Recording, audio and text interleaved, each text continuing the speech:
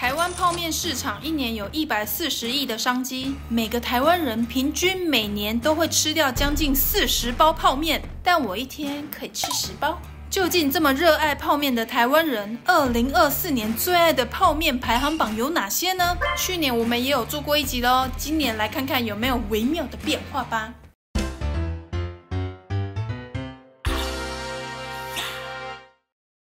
我芊芊呐，爱记起赞、搁起订阅，是煞介绍给你所有的朋友哦。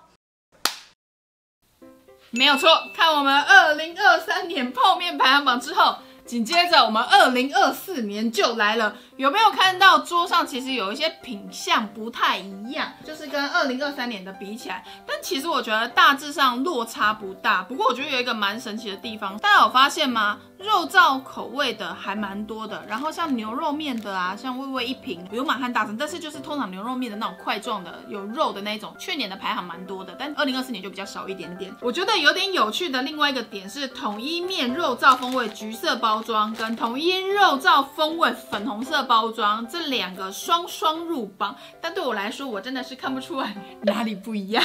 但网友说味道不一样，那我们等一下就一起来吃看到底是哪里不一样。但我先跟大家排一下我个人的前3好了，我自己觉得味味 A 应该会在前3，因为这个加泡面加辣油再加蔬菜再打1颗蛋，我通常一包泡面会打2颗蛋啊，真的我不会只有煮1包，没有错。我看看。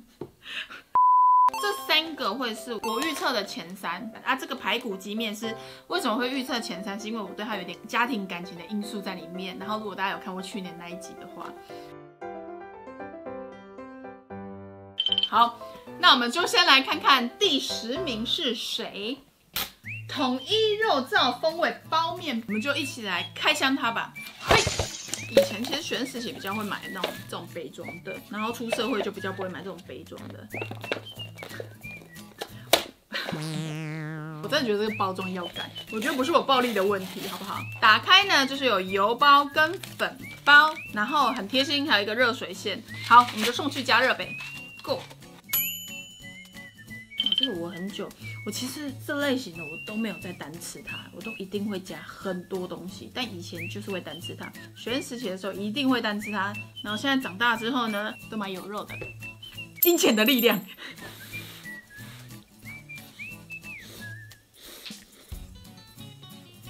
面条真的有点偏软呢，它让我想到以前那个统一脆面捏碎之后，大家不是都会直接吃脆面吗？以前有时候肚子饿的时候，会把统一脆面真的拿去就加热煮来吃，味道其实跟这个有一点点像。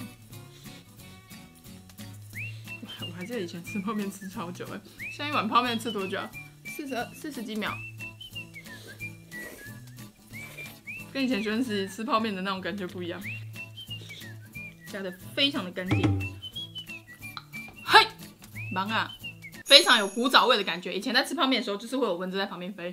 吃完了统一肉燥风味特大号，我觉得面量真的有比较多就是跟平常我在煮其他泡面吃起来的感觉，面量真的有比较多。然后我觉得是很复古泡面的味道，就是你早期我最一开始接触泡面的味道，就大概是这个风味。然后我个人呢，觉得应该要再加点料。嗨，下一个。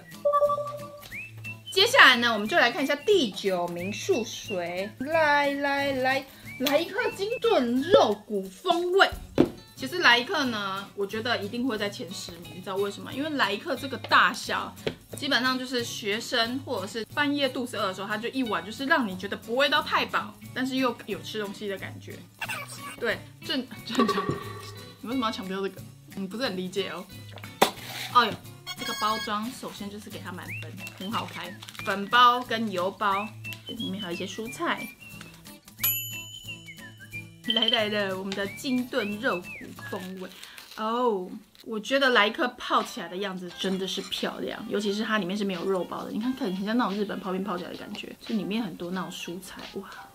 我以前学生时期的时候，同学都有在买来一克，我那时候都觉得好小碗哦，可是好好吃，一次就会买2碗。可能买2碗就觉得要泡2次，要么菜包装就觉得很麻烦，真的很懒。我刚刚发现我真的还是应该要做个小碗，因为有时候捞起来的时候呢，你就会觉得好烫，吹完之后再把它放到汤里面，那吹个心酸。大家来一克都买什么口味嘞？因为他们有很多口味。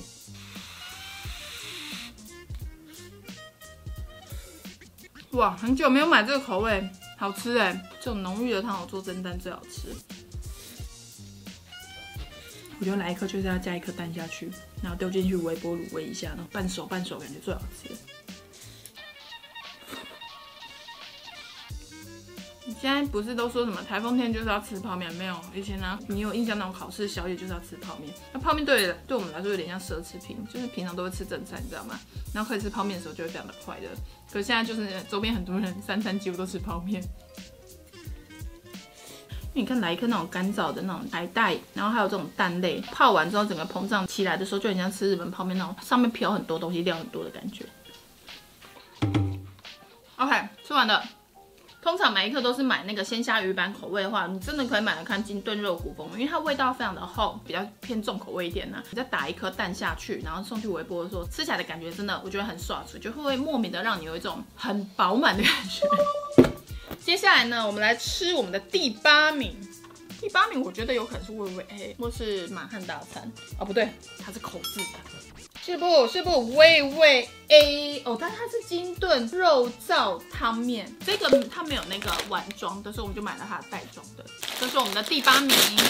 我通常吃这款呢，我一定会加料，因为这款不加料，我觉得就是会有点傻逼心，可能丢个香菇，丢个菜、肉，打个蛋，再加辣油，哇！加热，可以煮2包啊。我觉得对我做2包，你知道忍不住吼，就会觉得煮1包怎么够，然后默默的就煮了2包，哇，那个肉燥味整个炸开。大家泡面会加料吗？我之前看台湾妞，她有分享说韩国人其实煮泡面的时候其实不太会加菜，可是像我个人的习惯就是煮泡面一定会加菜一起下去煮。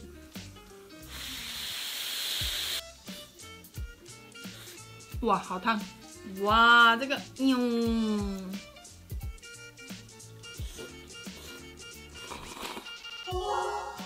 看得到我吗？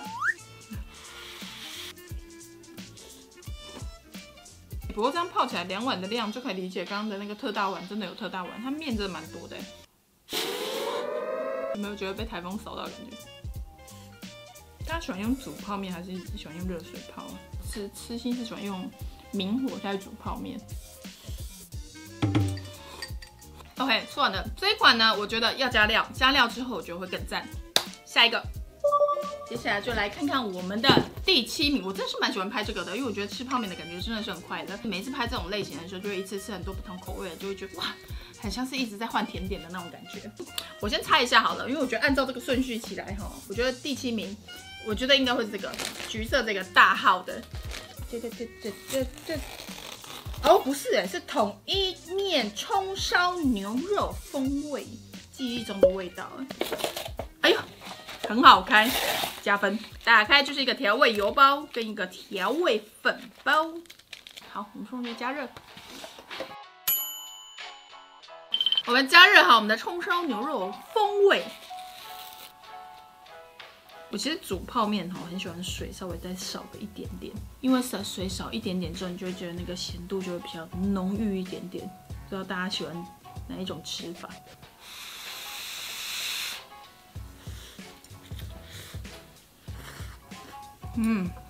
它的葱烧，哎呦，蛮辣的呢，有一点点辣度，而且它辣是有点红烧牛肉面的那种辣感。不过就是因为它是泡面，所以它味道其实比较薄弱，就你一入口的时候就会哇好香，然后可是它味道是不会延续的那种。我突然想到，我以前有同学吃泡面的时候都是一条一条吃，我说你是要吃到民国几年？它比我想中够味，其实我觉得还 OK。我觉得大家有兴趣，很久没有吃这种类型的泡面，可以试试看，真的是可以买回来回味一下。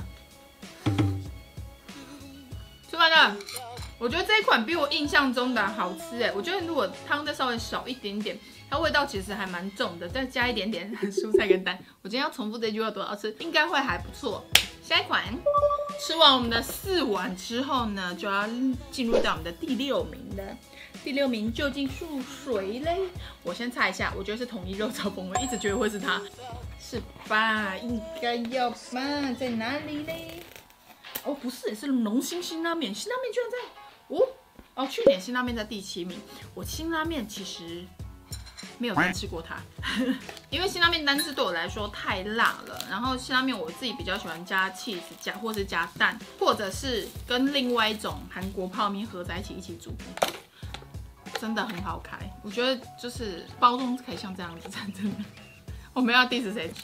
哎呦，它有点像日本泡面，就有一些那个干燥蔬菜是直接在上面的，然后它没有油包，就是为什么我平常吃辛拉面不会单吃的原因，因为我觉得没有油包就会少了点什么。刚刚在撒粉包的时候，就让我想到我每次看刘在熙的节目的时候，他就会说加一点科技的力量，真的厉害！哎呦，这个打开的感觉跟刚刚的来一克感觉一样，非常的华丽，很多干燥蔬菜，你看那个香菇有多大一根。哇，这看起来很辣，我的妈呀！它这个是做双层的，所以你拿起来的时候你不会被烫到，就是有做隔层。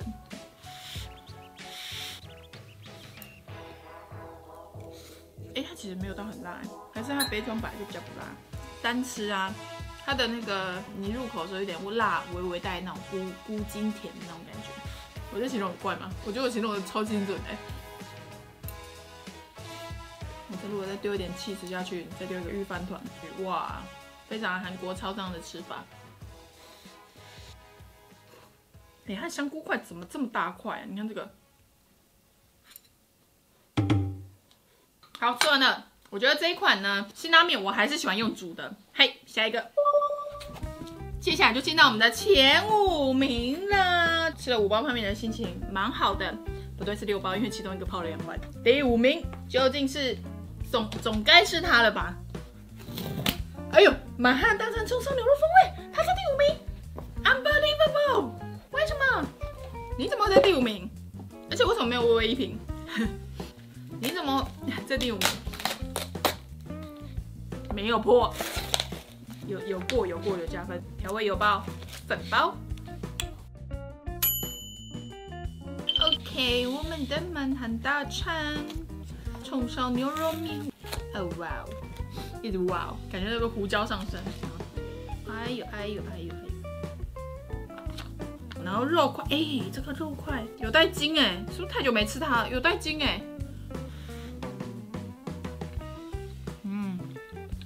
它的瘦肉的地方就是软罐头的瘦肉，就一丝感比较重，但是那个筋很 Q 弹，没办法。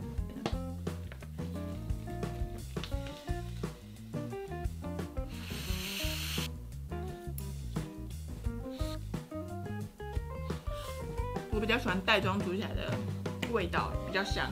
可是也有可能是我第一次吃这个味道，所以它跟我平常常吃的那个口味可能真的是不太一样。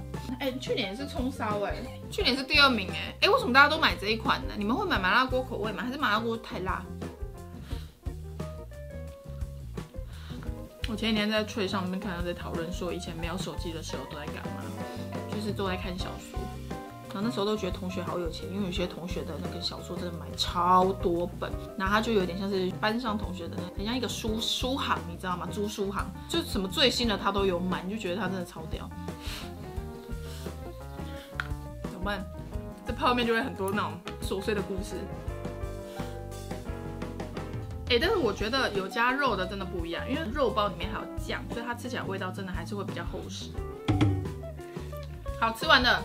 我可以理解为什么这一款会在很前面的排名的，因为它其实越吃越刷嘴。这样子煮起来的话，我觉得我下次煮这个类型的袋装的泡面，我肉包好像可以最后煮好的时候再下去加热，因为我觉得那个吃起来的口感真的比较好。它这种加热方式就是还是带有点 Q 感。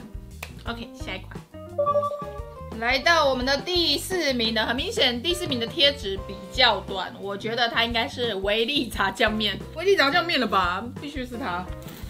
什么维力炸酱面？我记得我之前看外国人开箱维力炸酱面的时候呢，没有特别讲他要怎么煮嘛，他就把维力炸酱面煮成汤的。然后呢，我就看下面很多人在哀嚎。不过其实维力炸酱面煮成汤的，如果你汤不要加太多，其实也不是不 OK 啦。哎呦，也很好开，非常棒。嘿，我们的维力炸酱面好了。这时候呢，就是先把汤倒出来。其实维力炸酱面的汤我有点好奇大家会喝吗？因为呢，我一直觉得那个汤没有什么味道，所以我平常其实不太会喝它。它的汤包就是这样子，把它撒下去。好，我来拉面了，拉面很疗愈。不过维力炸酱面就是属于泡一碗吃不饱，可泡2碗会觉得太多。我不知道大家会不会这样。维力炸酱面的碎面其实蛮多的。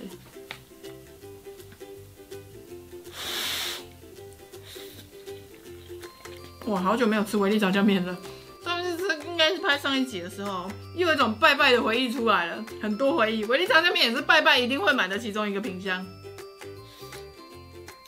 然后维力炸酱面会出现的时候，可能就是那种3节拜拜的时候出现嘛，所以你对它的印象可能就是那种，可能端午节你就会一直吃霸掌，就觉得有点受不了的时候，就会开始泡面。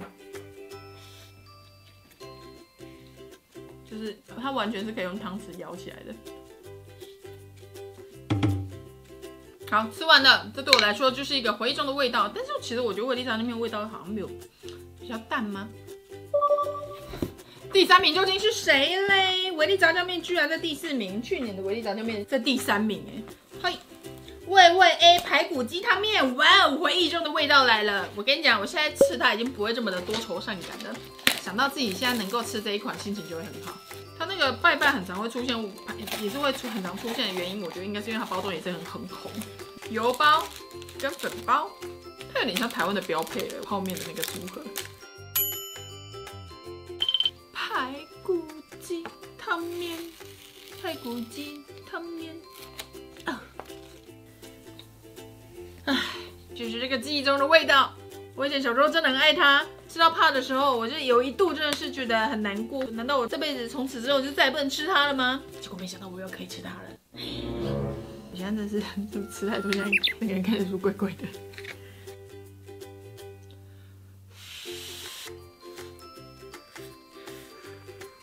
你做这个盖子有一个小秘诀，这个开口折起来的地方应该要向上，那你在喝的时候它就不会从这个缝流下来。大家要记得嘿，你知道这个秘诀吗？你知道吗？不知道。哼，它为什么从下面露出来了？见鬼了！教学完就落塞了。我很喜欢那个味 A 的这种很小的那个肉块，它就是有腌制过，所以咬到那一小颗的时候，味道就是很够，有一种好像吃到小惊喜的那种感觉。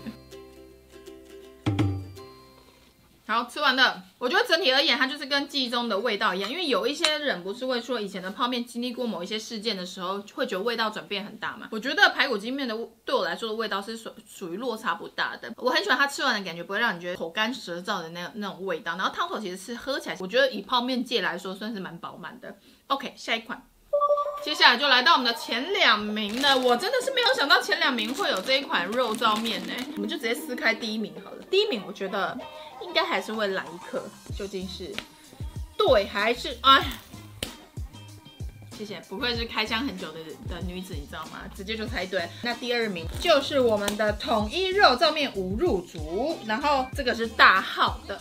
OK， 那我们就现在来吃统一肉燥面呗。所以要吃吗？这个味道一模一样。还是煮一下好了，它跟特大号差别究竟是怎么样？就是可以直接捏碎吃的嘛，试试看。可以耶。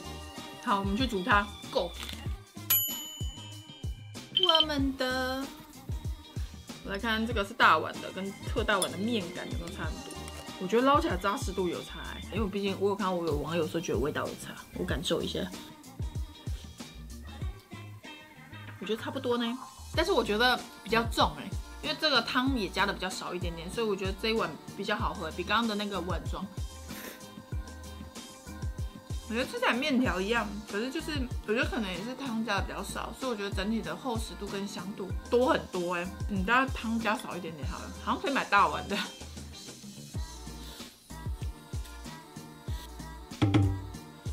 好，吃完了。我不知道为什么，可能是因为汤加的量的关系，所以其实我比较喜欢大碗吃起来的味道，因为我觉得整个香气、肉燥的味道就是比较饱满。但是呢，它应该是只有大小碗的差别，味道应该没有差，所以我觉得大家有兴趣可以2个比较试试看。OK， 下一个。接下来就到我们已经撕开的第1名了，来一颗鲜虾风味鱼板。它去年也是第1名，而且2个收集的资料来自不同的地方。但是呢，来一克鲜虾鱼板永远位居第1，你还没吃过吗？好了，这不是来克业配，就只是觉得哇，这种真的是蛮惊讶的，因为鲜虾风味算是我比较少买的一个品项。哇哦，油包调味粉包。我脑子有好多故事可以很无聊的想分享，但我觉得这支片包要卤多长啊！你看那里面有漂亮的小虾子跟小鱼干。第1名跟去年一样，来我们的莱克鲜虾鱼板。其实在我心目中，莱克对我的定位有点像凯西，就是一个文青感，所以位居第1。所以我在想，喜欢吃莱克的人会不会也是偏样，就是也是那种白上衣牛仔裤。好，打开之后呢，哇，这个紫菜都泡到胀起来了，打开了，整个味道也打开了。再来一个虾子，干燥虾，有点虾线。哇，它如果不烫我，大概3口就可以把它吃完的。但是它有一个很棒的点，就是它碎面没那么多，你有发现吗？会不会大家喜欢吃这一碗就会比较清爽、比较健康？我觉得对我的印象，我可能会觉得有料的感觉会是，我不知道为什么，我觉得有料是不是应该要在第1名啊？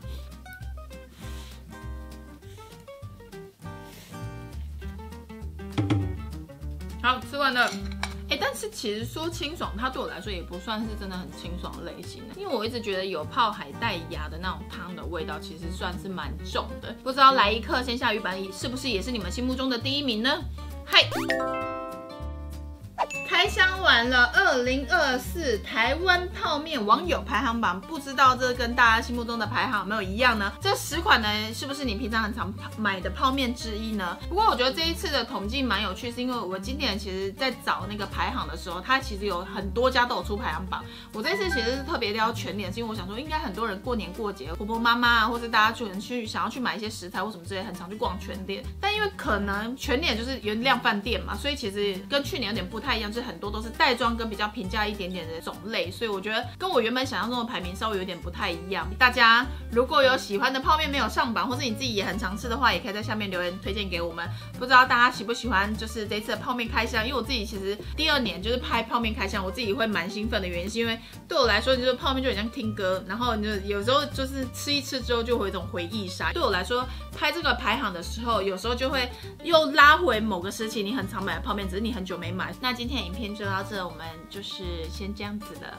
我觉得我明天应该又会很水肿的。好，就先这样，拜拜。大家有经历过邮购时期吗？